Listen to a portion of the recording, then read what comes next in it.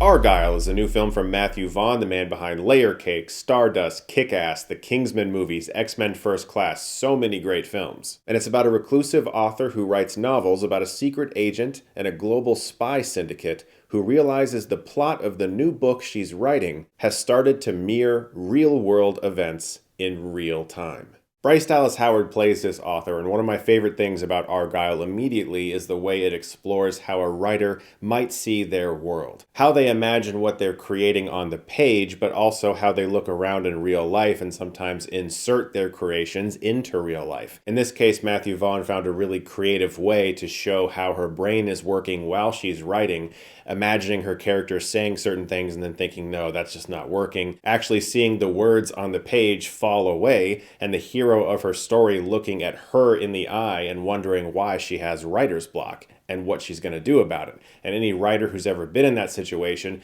can relate. Her lead character in her spy series, Argylle, is played by Henry Cavill, who has hair just like John Travolta in Broken Arrow. And I can only imagine that putting life into these pages of her book for us to see was very fun for Matthew Vaughn because he gets to be extremely fantastical and larger than life with all of these sequences. But the engine of the movie really starts to run when Sam Rockwell's character, Aiden, shows up, who's a super spy who's trying to help Bryce Dallas Howard's character figure out why her novels are mirroring real life. Sam Rockwell is one of the most likable and charismatic actors out there. He's so extremely talented, and he is by far my favorite part of this movie. They go on a journey together to figure out what exactly is going on that can admittedly feel a little bit cluttered sometimes. A lot of things are happening all at once, and you're sort of thrown into a lot of very heavy expositional scenes quite often, which is necessary when you have this much backstory. But I'll also say that as the film progresses, there were a lot of reveals that I didn't anticipate. There were things I was waiting for that didn't quite happen in the ways that I expected them to,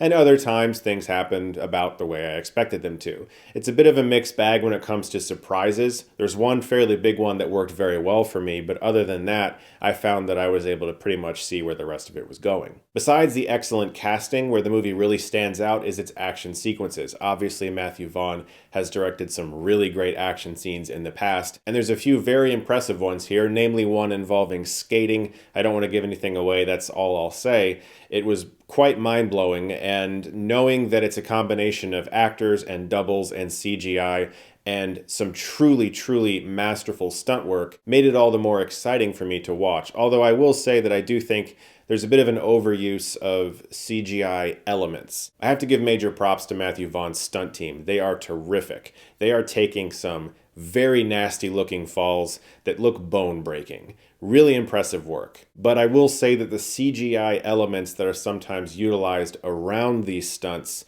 do distract from what I think is the beauty of the stunts. The visual effects of the movie are mostly very good, but there are some action sequences where they stand out as making it look a little more impossible than it would if you just focused on the stunt team doing what they do best. And one thing I do want to point out, though, is that some characters are given the opportunity to take some people out.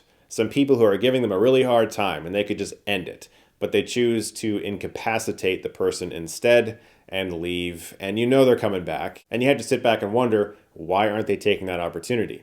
And it's probably because the story would end and there wouldn't be anywhere else to go. But the hyper-stylized fights were really fun to watch, especially the one on the train that we've seen in the trailers. And I also really liked that the overly dramatic, heightened world of Ellie Conway's book started to sort of seep into the real world where people were saying and doing things that felt like they were in a spy novel, and you understood why those two worlds were sort of starting to overlap.